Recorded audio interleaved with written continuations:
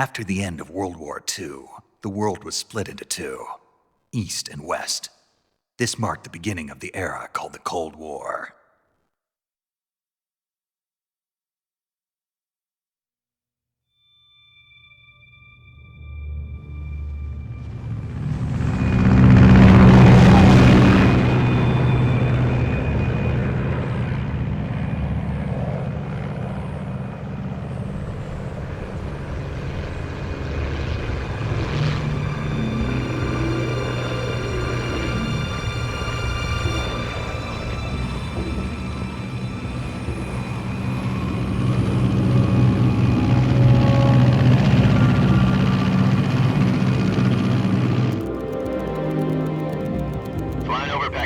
Altitude 30,000 feet. Approaching Soviet airspace. 20 minutes to drop off. Commencing internal depressurization. Equipment check. Arm main parachute. All right. You ready to go? Drop zone still showing a high pressure mass. Cav okay. Good. We've got high visibility.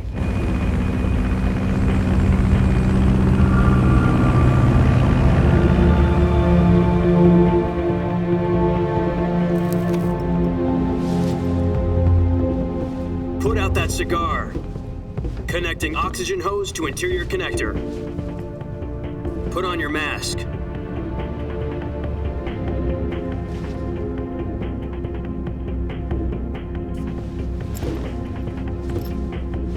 Does this panty waste know what he's doing? Approaching release point. 10 minutes to drop off. Hey, are you deaf? He said put out the cigar and put on your mask.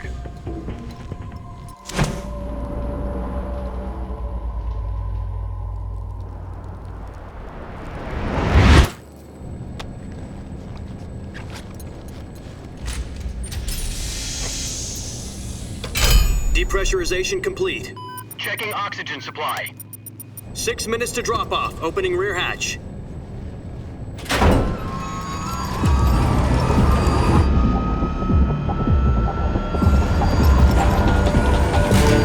Sunrise.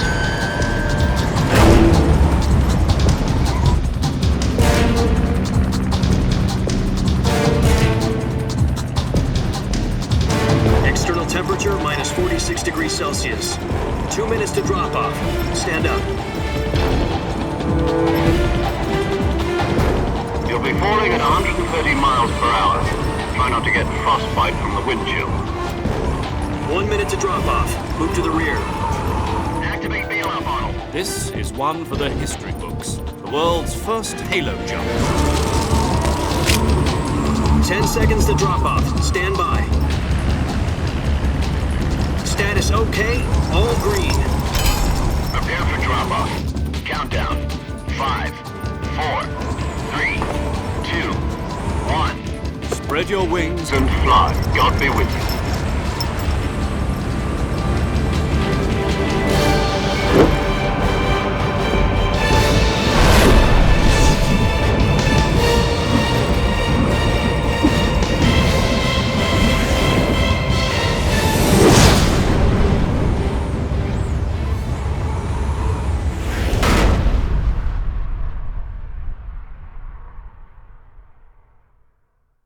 Jack, I've got some important news.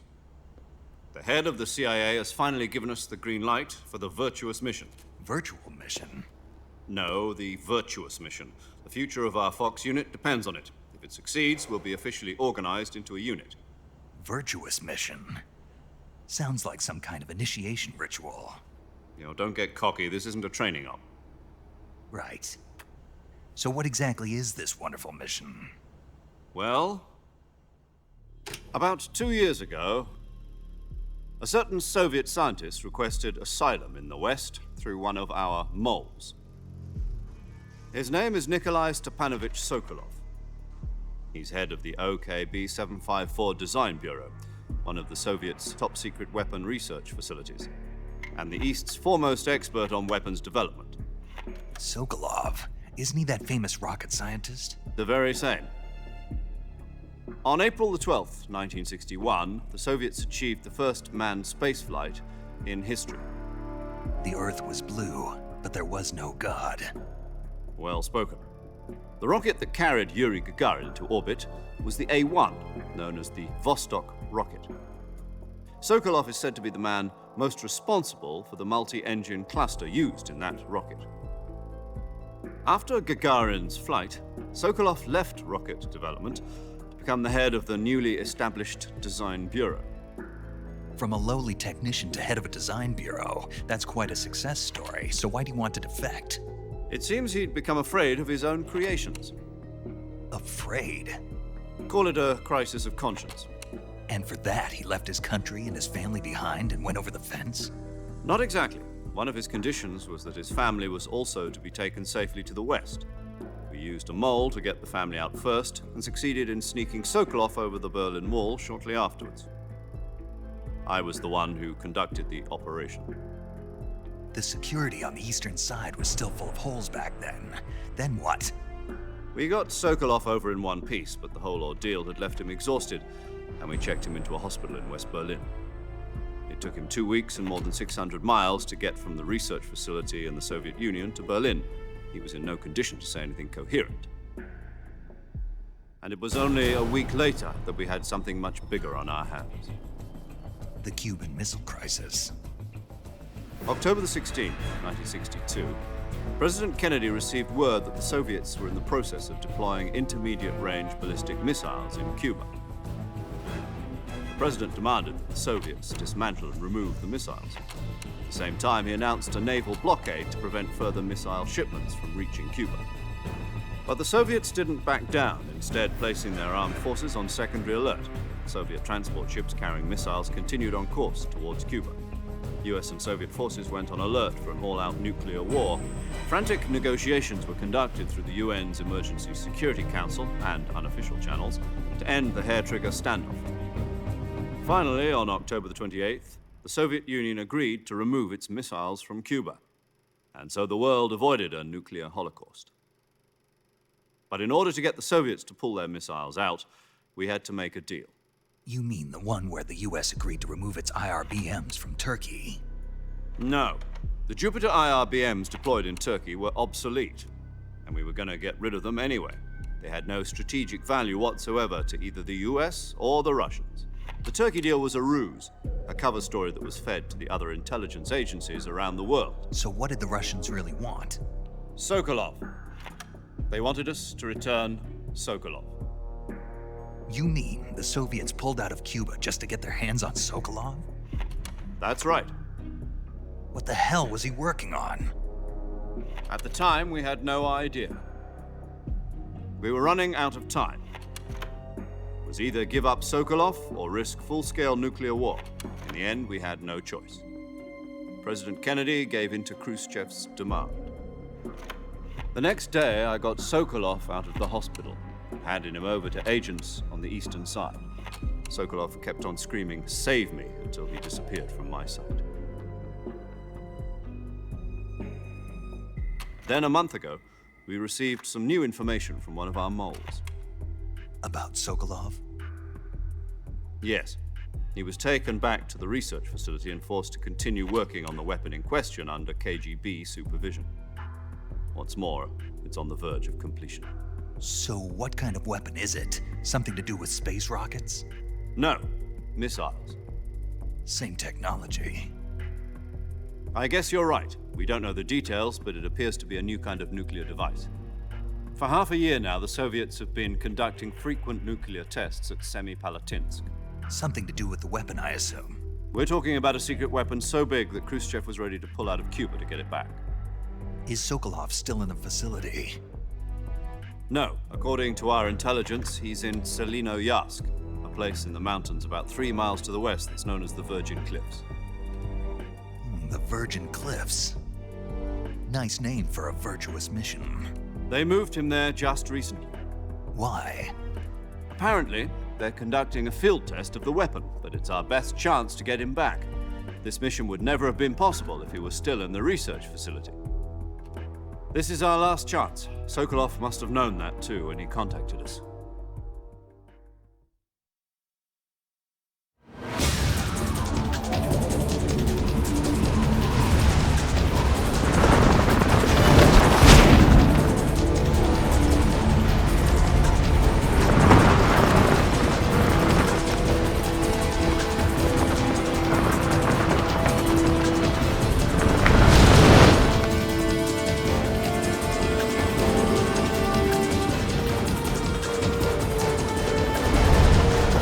Jack. Your mission is to infiltrate Selino Yask in the Soviet mountains, ensure the safety of Sokolov, and bring him back to the West.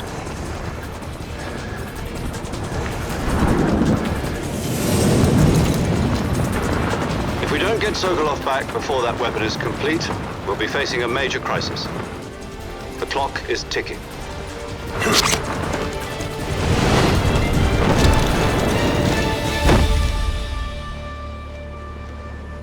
Once we've confirmed the rescue of Sokolov, stand by at the recovery point. A recovery balloon will be dropped at that point. Helium will be pumped into the balloon to inflate it. The process takes about 20 minutes. Once it's complete, the gunship's arm will latch onto the balloon and pull it up. The Fulton surface-to-air recovery system. I'm familiar with the theory.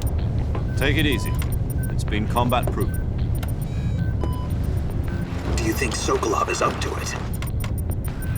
The shock will be less than during a parachute jump, and the arm can handle up to 500 pounds. So you're planning on going over the border in a single combat Talon? She's equipped with two 6-barrel 20mm Vulcan cannons, as well as two 40mm machine guns. Sounds like she could hold her own against a battalion of tanks. Even with the fuel in the reserve tank, we're facing a 4-hour time limit. If all goes well, it shouldn't take more than a few hours. Home in time for dinner. But if anything goes wrong, you'll be eating dinner, breakfast, and all the rest of your meals in the jungle.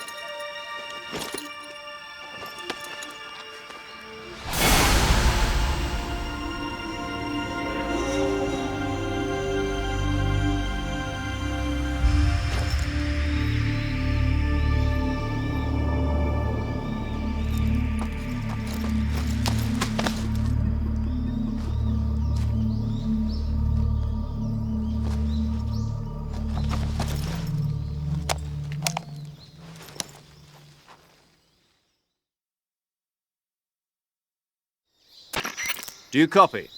You're already in enemy territory, and somebody might be listening in.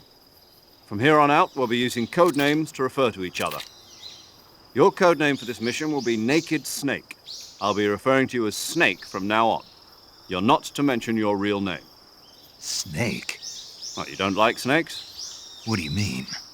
You've eaten one before, haven't you? In survival training? I'm glad to hear that. I don't know if I'd ever order one in a restaurant, but... Be careful, you might not have a choice. What about you, Major? What should I call you? Let's see. I'll be Tom. Call me Major Tom. This will be a sneaking mission. You must not be seen by the enemy. You must leave no trace of your presence. Is that clear? This kind of infiltration is the Fox unit's speciality. In other words, weapons and equipment are procured on site. That goes for food as well. You're completely naked, just as your name implies. Great. Now I see why you asked me if I like snakes. I suppose calling me Snake was your idea of a joke, too. No. There's a good reason for that. I'll tell you later when the time is right. Gotcha. Getting back to the subject, how exactly am I supposed to feed myself? You've been issued a knife and a tranquilizer gun. Use them to hunt for food. You'll also find some medical supplies in your backpack. Yeah, about the backpack. I lost it in a tree on the way down. I see. Well, you'd better go back and get it then. You know where it is? No problem. I can see it from here. It's stuck on a branch. To climb a tree, stand in front of a tree that's covered in ivy and press the action button. I'll be monitoring your progress over the radio. We can't risk violating Soviet airspace, but I'll be in the gunship. My frequency is 140.85. I'll give you a call if I need to talk to you. If you need to talk to me, use the send function. Okay, Snake, go get your backpack.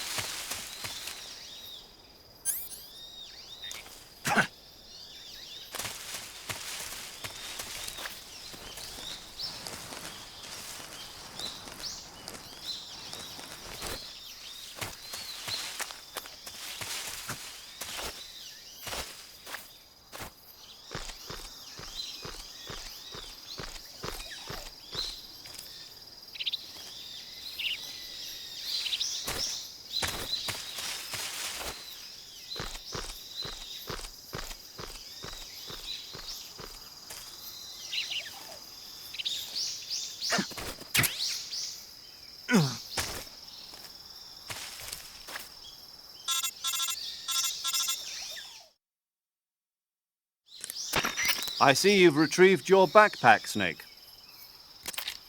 To equip a weapon, it's necessary to take it out of your backpack. In the survival viewer, choose Weapon from the backpack. Your available weapons will be displayed in a window in the upper left. From that list, choose the weapon you want to equip and press the Enter button. For other equipped items, just do the same thing from Item. Got it. Use the survival viewer backpack. Yep, that's right. Survival is fundamental to this mission. After you've been out in the field for a while, your stamina will start to drop. If your stamina gets too low, it'll affect your performance. You won't be able to shoot accurately, for example, and your wounds won't heal as smoothly. Keep an eye on your stamina so you don't run out. To recover lost stamina, you can hunt for local flora and fauna. You can use either your tranquilizer gun or your knife to hunt. My only weapon is a Mark 22 Hush Puppy tranquilizer gun? That's right. It's been fitted with its own suppressor. However, the suppressor will deteriorate every time you fire. Once its durability reaches 0, the noise suppression effect will be gone. So don't get too trigger-happy with it. The suppressor's durability is shown in the icon. Any weapons and equipment beyond what you're carrying now, you'll have to find as you go. I have to find my own weapons and equipment? Whose crazy idea was this anyway? Solo covert actions are standard Fox operating procedure. You can't leave any traces of your presence. No weapons, equipment, footprints, sweat, or bodily waste. The same goes for bullets and cartridges, too. Your presence in enemy territory is already a violation of international conventions of warfare. There aren't supposed to be any American soldiers in Russia. It could spark an international incident. You can't let anyone see you. You can't let the enemy know you're there. This is a stealth mission. You're a ghost, Snake, in every sense of the word. And there'll be no rescue if you're captured. The military and US government will deny any involvement in the affair. Then I'll just have to take care of myself, huh? I'm afraid so. You've been given a fake death pill for that purpose.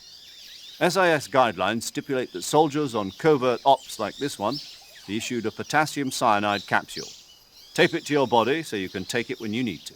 How generous of you. Use it if you're taken prisoner by the enemy. It'll send you into a state of false death for a short time. Fooling them into thinking that I'm really dead. So how do I come back to life? Just take the revival pill. You mean that thing they put in my tooth before the mission? That's the one. But be careful. If you remain in a state of false death for too long, nothing will be able to bring you back. Remember that. I'll keep it in mind. You said this was a solo mission, right? Right. I guess that means I can't count on any reinforcements. Correct. The mission rests entirely in your hands. A real one-man army. Relax, there's a support team ready to back you up over the radio. Who? I'll introduce them to you. This time, survival is of utmost importance. The first member of the support team will be in charge of monitoring your physical condition, acting as a medic, so to speak, as well as recording your mission data. She's a member of Fox as well, and she's here on the gunship with me. She. Hello, Snake. I'm paramedic. Nice to meet you. Paramedic. As in a medic who comes in by parachute. Aren't you going to tell me your real name? Are you going to tell me yours, Mr. Snake? My name, huh? It's John Doe. And they call you Jack for short. You're a regular Captain Nemo. A name means nothing on the battlefield. After a week, no one has a name. What's your name? Jane Doe. Very funny. I wasn't joking, but I'll tell you my name only if you manage to make it back alive. My frequency is 145.73. She's also in charge of recording your mission data. Whenever you want to save, send a message over the reserved save frequency, 140.96. So saving lets me record my mission data. That's right. It also records the state of your health. Good to know. There's one more person I want to introduce you to, Snake. Huh? Speaking of snakes, you remember the boss, don't you? A legendary soldier and your mentor. Actually, it was the boss that got the DCI's authorization in the first place. She's going to be serving as Fox's mission advisor. Boss is? She also helped me plan this mission. She and I were at SAS together. Jack, is that you? How many years has it been? Boss? That's right. It's me. Talk to me. Let me hear your voice. It's been 5 years, 72 days, and 18 hours. You've lost weight. You can tell just by the sound of my voice. Of course I can. I know all about you. Really? Well, I don't know anything about you. What's that supposed to mean? Why'd you disappear on me all of a sudden? I was on a top-secret mission. You didn't need me anymore. But there were still so many things I wanted you to teach me.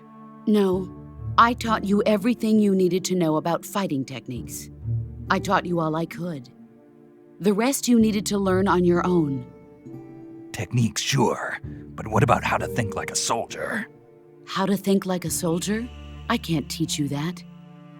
A soldier needs to be strong in spirit, body, and technique. And the only thing you can learn from someone else is technique. In fact, technique doesn't even matter. What's most important is spirit.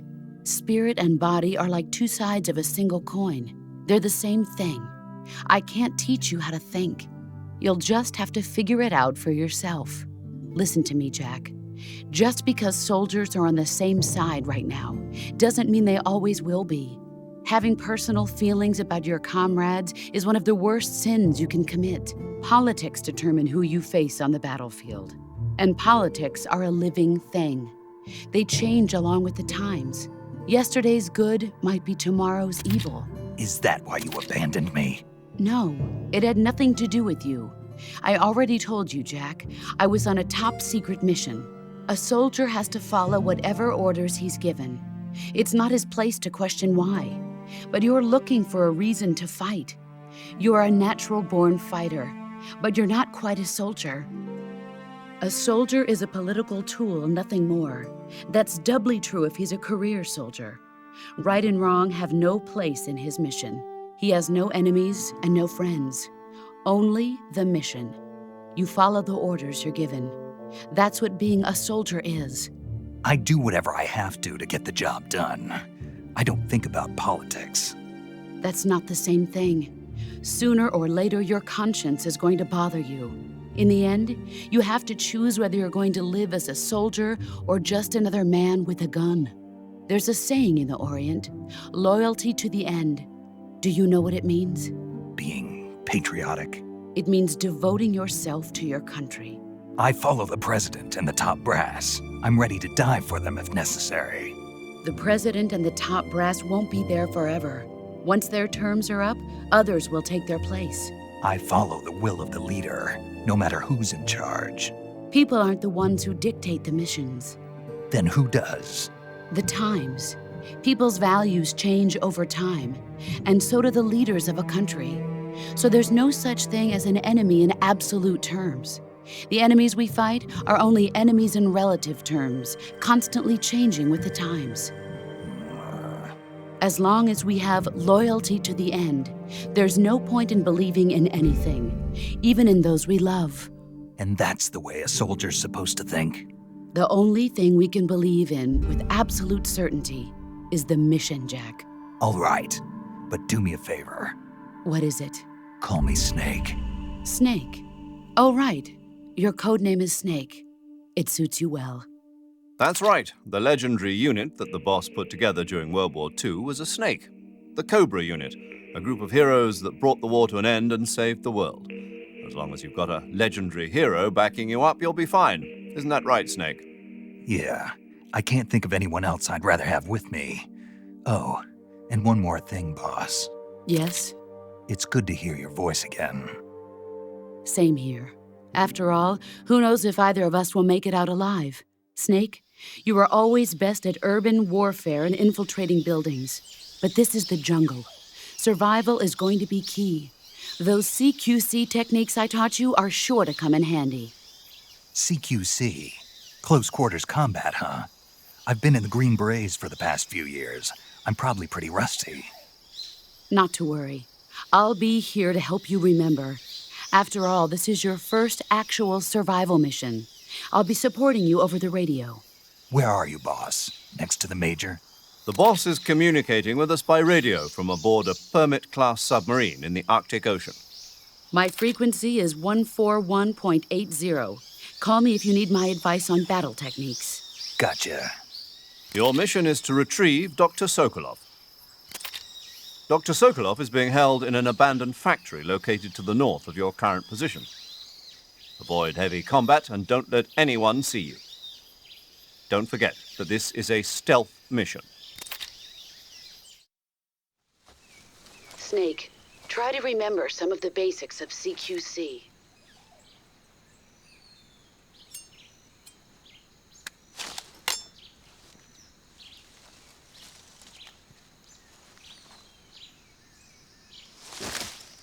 Commencing virtuous mission now.